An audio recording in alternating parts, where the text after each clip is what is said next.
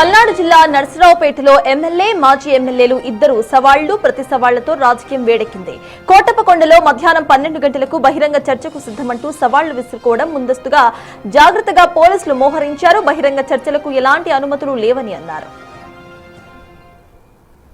నేను కోటప్పకొండకు వస్తాను, నేను ఒక్కనే వస్తాను, మా వాళ్ళు కూడా ఎవరు రారు. పోలీసు వెహికల్లో నేను ఒక్కనే చర్చలకి సిద్ధం. మీరు సిద్ధమా? రండి, ఒక్కరే రండి. అదంటే నేను మా సీనియర్ కార్యకర్తను పంపిస్తాను, మా పార్టీలో కూడా ఎవరిని పంపించాలో ఆయనే పేరు డిసైడ్ చేస్తాడు. ఇదేం రాజకీయం అండి? మీరు సవాల్ విసిరింది మీరు రావాలి, ప్రతి సవాల్ విసిరింది నేను.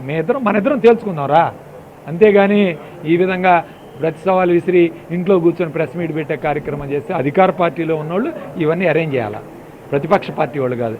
ఇవన్నీ అరేంజ్ చేయాల్సిన బాధ్యత నీది, నువ్వు విఫలమయ్యావు. కాబట్టి ఇది నీ చర్య. అంటే మనిషి బాత్రూంలో 10 గంటలు కూర్చొని ఆయన అలిగిపోయే వ్యక్తి ఇప్పుడు మాత్రం బాత్రూంలో కూర్చొని మొసలు కన్నీళ్ళు గాలిస్తే ఉపయోగమే ఉంది? రా, రోడ్డు మీదకి రాపోదాం, రా, తేల్చుకుందాం రా. అంతేగాని ఈ విధంగా సవాల్ విసిరి ఇంట్లో కూర్చొని పోలీసులు మా మీదకు పంపించి ఈ విధంగా చేయటం ఇది భావ్యం కాదు. నువ్వు పూర్తిగా విఫలమయ్యావు ఈ ఏర్పాట్ల విషయంలో, సవాల్ విషయంలో నువ్వు పూర్తిగా మైనస్ అని చెప్పి తెలియజేస్తాను. సార్, 5 సంవత్సరాలు మీ ప్రభుత్వం ఆయనలో అవినీతి, అక్రమాలు, గంజాయి, డ్రగ్స్, మద్యంతోనే మీరు పరిపాలన కొనసాగించారు. ఈ 2 సంవత్సరాలు అభివృద్ధి తప్ప మరొకటి లేదని చెప్పండి.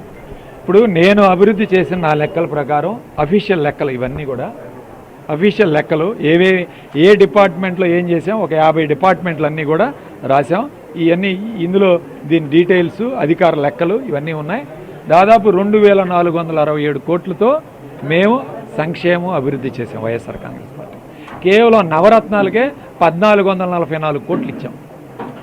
అభివృద్ధికి 1000 కోట్లు, 2467 కోట్లు మేము అభివృద్ధి చేసాం సంక్షేమం.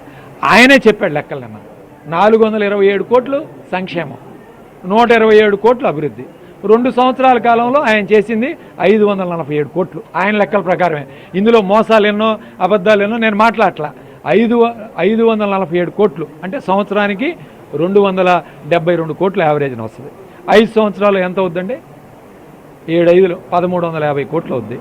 మేము ఎంత చేసాం 5 సంవత్సరాల్లో? 2467 కోట్లు, 2500 కోట్లు చేశాం. మరి ఎవరు అభివృద్ధి చేశారు? అవినీతి అంటున్నారా? అవినీతి గురించి మాట్లాడాలంటే పెద్ద చిట్కా ఉంది. మొన్న చెప్పాను నేను, గంజాయికి ఒక కూతుర్ని వదిలిపెట్టాడు. ఒక కూతుర్ని చేసే రచ్చ నిన్న కూడా మీడియాలో మాట్లాడారు. భార్యలు ఇంట్లో కాపురాలు చేయడానికి లేదు, వాళ్ళని తీసుకెళ్ళి అది ఇంకొక కూతురు. ఇక ఇంకో బ్యాచ్ నర్సరావుపేట పట్టణంలో స్థలాలు ఆక్రమించాడు ఆయన శిష్యుడు. దాదాపు ₹1 కోటి విలువ చేసే స్థలాలు ఆక్రమించాడు. ఆయన వెనుకొసుకొస్తాడు. ఇంకొక ఆయన ఆయన చేసే దందాలు, ఆ గవర్నమెంట్ హాస్పిటల్లో దందాలు, ఇవన్నీ అనుచరుల చేత మొత్తం దొంద. బియ్యం అమ్ముకునేది ఆయన ముఖ్య అనుచరుడు.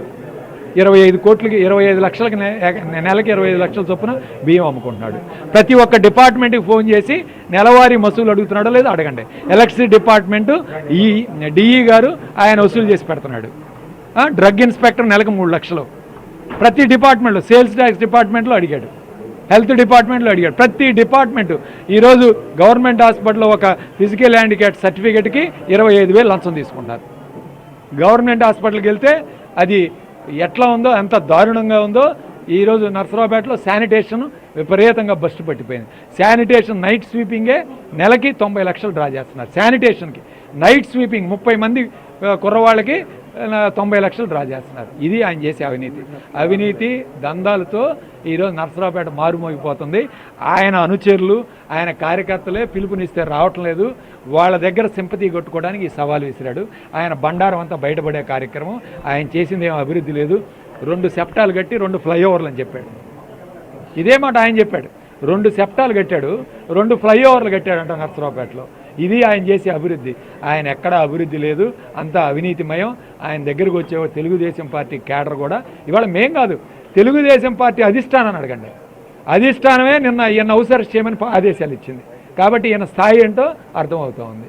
కాబట్టి లోకేష్ ఒక పిఏని స్పెషల్గా ఈ నియోజకవర్గంలో అపాయింట్ చేశాడు. అంటే నీ మీద నమ్మకం లేకనేగా. ఇది ఆయన చేసే పని.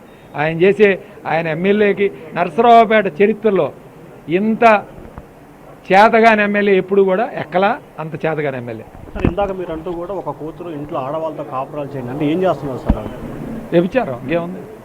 అసలు దానికి బలైన వాళ్ళు ఒక ఎస్ఐ, పలువురు పోలీసులు వాళ్ళ దగ్గర వసూలు చేశారు. మళ్ళీ ఇప్పుడు ఒక 4-5 దగ్గర వసూలు చేస్తున్నారు. ఇదే కార్యక్రమం. ఇంకా నేను మాట్లాడకూడదు. ఒక అమ్మాయి చనిపోయింది 3 రోజుల క్రితం. దాని గురించి కూడా డీటెయిల్స్ తర్వాత మాట్లాడతాను. సార్ అంటే టీడీపీ నాకు టికెట్ ఇస్తుంది, 29లో నేనే పోటీ చేస్తా, గోపిరెడ్డికి టికెట్ ఇవ్వట్లేదు, అందుకే ఈ ఛాలెంజ్. నేను ఛాలెంజ్ విసురుతున్నాను. ఆయన టికెట్ తెచ్చుకొని పోటీ చేస్తే నేను క్యాంపెయిన్ కూడా చేయను. నేను అసలు బయటికి కూడా రాను, రోడ్డు మీద కూడా ఎక్కను, ఇంట్లోనే కూర్చొని ఎలక్షన్ చేస్తాను. దమ్ముంటే గెలవమను. పక్కాగా సీట్ వస్తుంది. నరసరావుపేటలో ఆయన కుమార్తెలు ఇద్దరు విచారం, అలాగే డ్రగ్స్ గంజాయి మాఫియా ఇష్టానుసారంగా చేస్తూ అనేక మంది మహిళలని ఇబ్బందులు పాలు చేస్తున్నారు. అలాగే 29 ఎన్నికలు ఖచ్చితంగా తన సీటు సాధిస్తాను, అరవింద్ బాబు గారికి టీడీపీ టికెట్ ఇస్తే నేను ఎన్నికల క్యాంపెయిన్ కూడా చేయడం చెప్పి విక్టీ వేదికగా సవాల్ విసిగారు ఓటర్. తనను గృహ నిర్బంధనం చేసి బహిరంగ చర్చకు రానివ్వకుండా అడ్డుకున్నారని సెల్ఫీ వీడియో రిలీజ్ చేశారు మాజీ ఎమ్మెల్యే. తన హయాంలో జరిగిన అభివృద్ధిపై అన్ని ఆధారాలు ఉన్నాయని అన్నారు. మరోవైపు తాజా పరిణామాలపై ఎమ్మెల్యే చెదలవాడ అరవింద్ బాబు స్పందించారు. నర్సరావుపేట అభివృద్ధిపై మాజీ ఎమ్మెల్యేతో చర్చకు సిద్ధమని అన్నారు. ఆధారాలతో సహా 2 ఏళ్లలో తాము చేసిన అభివృద్ధిపై చర్చకు రావడానికి సిద్ధంగా ఉన్నామని అన్నారు. పోలీసుల పేరు చెప్పి ఇంట్లో కూర్చోవద్దని అన్నారు చెదలవాడ. మరిన్ని డీటెయిల్స్ మా ప్రతినిధి శివ అందిస్తారు. అభివృద్ధి సంక్షేమంపై వైసీపీ టీడీపీ 2 పార్టీల మధ్య కూడా సవాళ్లు ప్రతి సవాళ్లు కొనసాగుతున్నాయి. మరొకసారి పల్నాడు వేదిక పౌరుషాలకి కేంద్రంగా అవుతుంది. ప్రస్తుతం నరసరావుపేట ఎమ్మెల్యే అరవింద్ బాబు ఉన్నారు. సార్ ఏంటి అసలు ఏం జరుగుతుంది? నరసరావుపేట అంటే మళ్ళీ ఒకసారి తీవ్ర ఉద్రిక్తత వాతావరణం వేదిక చేస్తూ ఉన్నట్టు మరి ఏదైతే మాజీ ఎమ్మెల్యే గోపిరెడ్డి శ్రీనివాసరెడ్డి ఎప్పుడు కూడా కదిలించి తన్నించుకుంటూ ఉంటాడు. ఇతనికి అలవాటు. అతనికి ఇంతకుముందు చాలాసార్లు ఇదే విధంగా జరిగింది.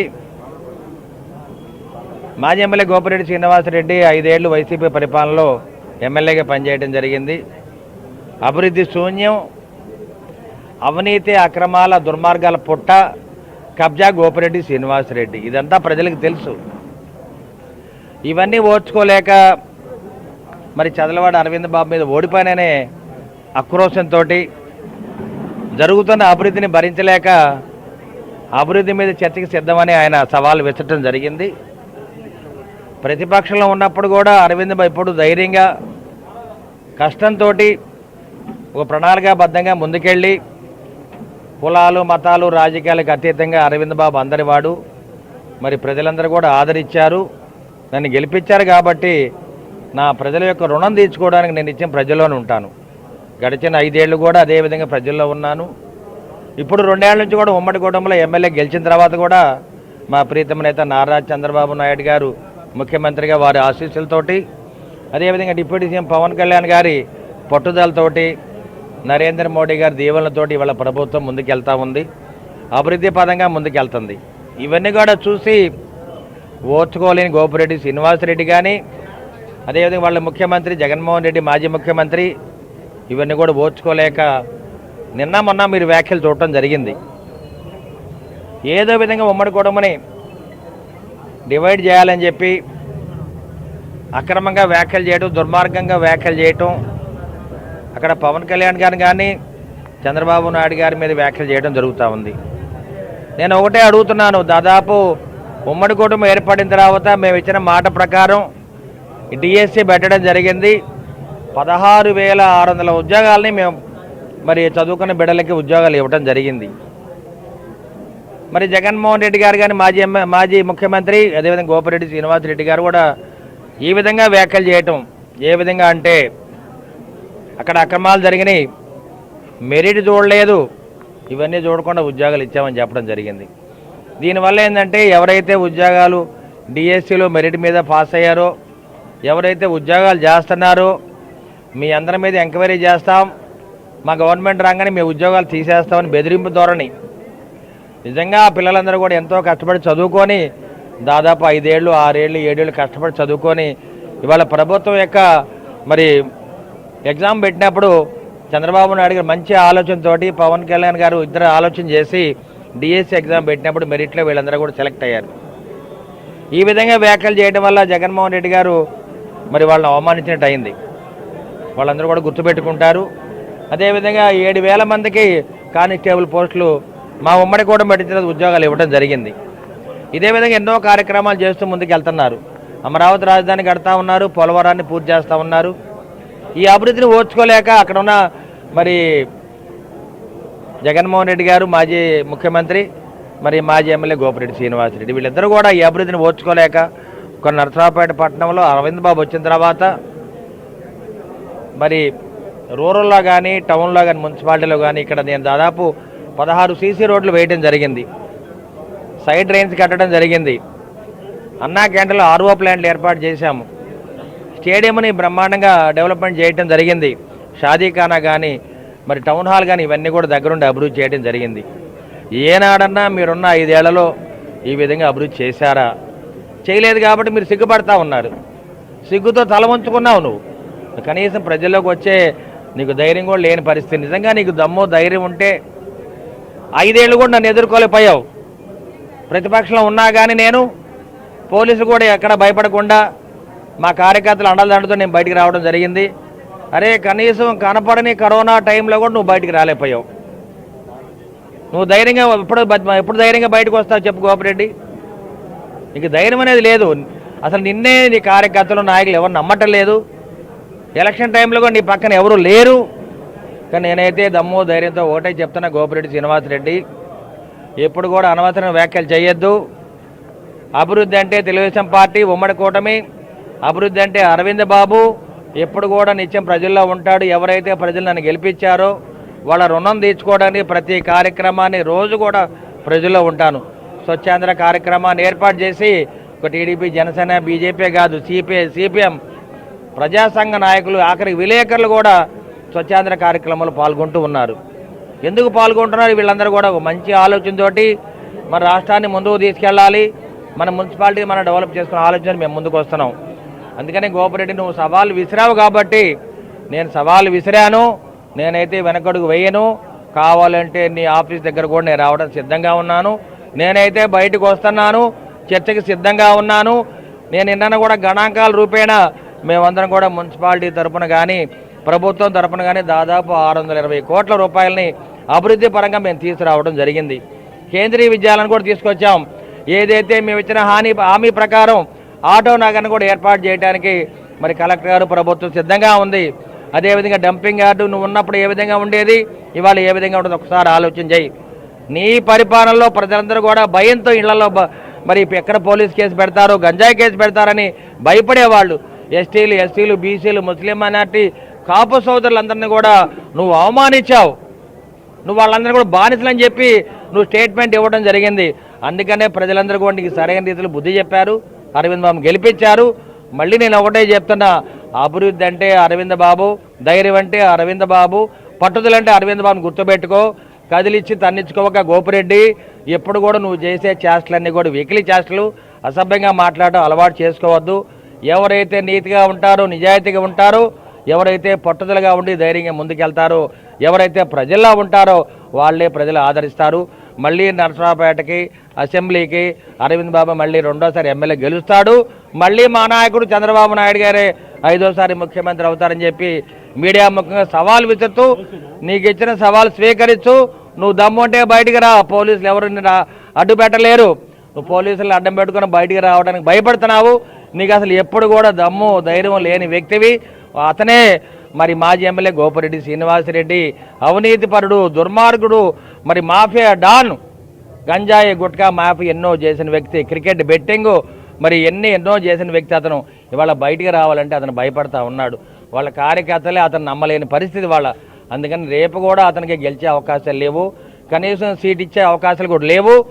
అరవింద్ బాబు అయితే మళ్ళీ ప్రజల తరపున ప్రజలకు ఇచ్చిన వాగ్దానాలకి వాళ్ళు సేవ చేయడానికి మళ్ళీ ఎమ్మెల్యేగా గెలుస్తాడు. ఇది మనకి గుర్తుపెట్టుకుని గోపిరెడ్డి శ్రీనివాసరెడ్డి చెప్తూ, మేము ఒకటే చెప్తున్నాం, గోపిరెడ్డి శ్రీనివాసరెడ్డి ఎప్పుడైనా గవర్నమెంట్ హాస్పిటల్, ఏరియా హాస్పిటల్కి వెళ్ళావా? ఇవాళ జిల్లా హాస్పిటల్లో ప్రభుత్వం తరపున కాకుండా మేమందరం కూడా ఆర్ఓ ప్లాంట్ని ఏర్పాటు చేసాం 5 లక్షల రూపాయలతోటి. గవర్నమెంట్ జిల్లా హాస్పిటల్లో ఇవాళ మీరు చూడండి, నేనోటాలజీ యూనిట్ ఏర్పాటు చేశాము, డయాలసిస్ ప్లాంట్ ఒకటి ఏర్పాటు చేశాము. అదేవిధంగా ఇవాళ చూస్తే అన్ని విధాలు ఉపయోగపడే క్రిటికల్ కేర్ యూనిట్ ఒకటి 35 లక్షలతో తీసుకురావడం జరిగింది. అదేవిధంగా అమృత్ అనే కార్యక్రమంలో 26 లక్షల రూపాయలని ప్రభుత్వం తరఫున తీసుకురావడం జరిగింది. ఏనాడన్నా నువ్వు బజార్ల మీద తిరిగావా? ఏనాడన్నా పేద ప్రజలు నీళ్లు లేకుండా ఇబ్బంది పడతాను ఎప్పుడన్నా చూసావా? నీ హయాంలో ఒక్క పూటే మంచినీళ్ళు ఇచ్చేవాడు. కానీ నరసరావుపేట పట్టణంలో 2 పూటలు కాదు 3 పూటలు మంచినీళ్ళు ఇవ్వడానికి కూడా అవకాశాలు ఎక్కువ ఉన్నాయి. కాబట్టి ఏనాడు కూడా నువ్వు పరిపాలన మీద దృష్టి పెట్టలేదు గోపిరెడ్డి. నువ్వు ఎప్పుడు కూడా అవినీతి సంపాదన, అక్రమ సంపాదన, గంజాయి గుట్టక, గోవా మధ్యాన్ని అమ్ముకునే దాని మీద దృష్టి పెట్టావు. కాబట్టి ఇవాళ నువ్వు ప్రజల్లోకి వచ్చే ధైర్యం నీకు లేదు. అభివృద్ధి అంటే అరవింద్ బాబు, అభివృద్ధి అంటే ఉమ్మడి కూటమని మీడియా ముందు తెలియజేస్తూ మళ్ళీ ఒకసారి సవాల్ విసురుతున్నాను. పోలీసులు ఎవరు కూడా అడ్డు పెట్టరు నిన్ను. దమ్ము ధైర్యం అంటే బయటికి రా, కోటప్పకొండ దగ్గర నేనైతే బయటకు వస్తున్నాను, కోటప్పకొండ దగ్గర 12 అక్కడ ఉంటా అని చెప్పి సవాల్ విసురుతున్నా. సార్ అంటే మీరేమో వస్తానని చెప్పి అంటున్నారు, మీ ఇంటి దగ్గర వాళ్ళ ఇంటి దగ్గర పోలీసులు ఉన్నారు, మరి పోలీసులు ఎందుకు పెట్టారు? పోలీసుల్ని ఎవరు పెట్టరు. పోలీసులు లా అండ్ ఆర్డర్ ప్రకారం చట్టాన్ని కాపాడే బాధ్యత, శాంతి భద్రతను కాపాడే బాధ్యత వాళ్ళది. ఎవరు కూడా దీని చట్టం దాని ప్రకారం చేసుకుపోతుంటుంది. నేనైతే ప్రతిపక్షంలో ఉన్నప్పుడు ఎంతమంది పోలీసులు అడ్డు పెట్టారుగా నేను బయటికి రాకుండా ఉన్న రోజులు ఎప్పుడు లేవు. ఎన్నోసార్లు ఉద్యమాలు చేశాను. గోపిరెడ్డి శ్రీనివాసరెడ్డి తెలుసు, ఆ రోజుల్లో ఉన్న పోలీసు అధికారులు కూడా తెలుసు. కావాలంటే ఒకసారి వెనక్కి తిరిగి చరిత్ర చూసుకోమని చెప్పు. పోలీసులు అడ్డు పెట్టారని చెప్పి నువ్వు బయటికి రావడం మానేది గోపిరెడ్డి. నీకు దమ్ము లేదు, ధైర్యం లేదు, బయటకు వచ్చే ధైర్యం లేదు నీకు. కదిలిచ్చి తన్నించుకునే అలవాటు నీకుంది. కాబట్టి గోపిరెడ్డి శ్రీనివాస్ ఇప్పుడు కూడా మళ్ళీ చెప్తున్నా, నువ్వు చర్చకి సిద్ధమైతే దమ్ము ధైర్యం అంటే బయటికి రా. ఇదే నా సవాల్. నేను వస్తున్నాను, పోలీసులు అడ్డుకుంటున్నారు, హౌస్ అరెస్ట్ చేశారని నన్ను వీడియో విడుదల చేశాడు. గోపిరెడ్డి శ్రీనివాసరెడ్డి నీకు నిజంగా మనసుంటే చర్చకి సిద్ధంగా ఉంటే పొద్దున్నే 6ంటికి వెళ్ళి అక్కడ పడుకోవాలి. నేను ఎన్నోసార్లు ప్రతిపక్షంలో ఉన్నప్పుడు ఎన్నో ఉద్యమాలు చేశాను. నేను ఎప్పుడు కూడా ఇంట్లో నిద్రపోలేదు, ఖాళీగా లేను. మాట అంటే మాటే, దమ్ము అంటే దమ్మే, ధైర్యం అంటే ధైర్యమే, సవాల్ అంటే సవాలే. ఏ రోజు కూడా నేను ఇంట్లో పడుకోలేదు. ఇచ్చిన మాట ప్రకారం ప్రతిపక్షంలో ఉన్నప్పుడు 5 ఏళ్ళు పోలీసులు అడ్డు పెట్టినా కానీ నేను బయటకు వచ్చాను. చాలామంది నా వల్ల పోలీసులు కూడా సస్పెండ్ అయ్యారు. దానికి కూడా నేను బాధపడతా ఉన్నాను. నిజంగా ఎలక్షన్ టైంలో కూడా ఇక్కడ ఎస్పీని కూడా సస్పెండ్ చేయడం జరిగింది, డిఎస్పీని సస్పెండ్ చేయడం జరిగింది. కానీ నేనే వారి పక్షాన పోరాటం చేసి మళ్ళీ వాళ్ళకి పోస్టింగ్లో ఇప్పించడం జరిగింది. కాబట్టి గోపిరెడ్డి శ్రీనివాసరెడ్డి నీ వల్ల ఎంతోమంది మీ వైసీపీ కార్యకర్తల నాయకులే నష్టపోయారు. ఇది గుర్తుపెట్టుకో. అందుకనే వాళ్ళు ఎవరు కూడా ఇవాళ నీకు అండగా లేరు. ఎప్పుడు కూడా నువ్వు కిరాయి గుండాలను అడ్డం పెట్టుకుని బయట తిరుగుతున్నావు. కాబట్టి ఇప్పుడు కూడా ఒకటే చెప్తున్నా, పోలీసులు నేను అడ్డుకోలేరు. దాన్ని అడ్డం పెట్టుకుని నువ్వు బయటకు రాకుండా ఉండద్దు. దమ్ము ధైర్యం అంటే బయటికి రా. సో ఇది నేనైతే ఖచ్చితంగా 12 గంటలకి నరసరావుపేట నుంచి కోటప్పకొండ బయలుదేరి వెళ్తాను. గోపిరెడ్డి పోలీసుల సాకు చెప్పి అక్కడే ఉండి తప్పించుకునే ప్రయత్నం చేస్తున్నారు. మొదటి నుంచి గోపిరెడ్డి వ్యవహారశీల అదే అని చెప్పి అరవింద్ బాబు అంటున్నారు. Vote studio.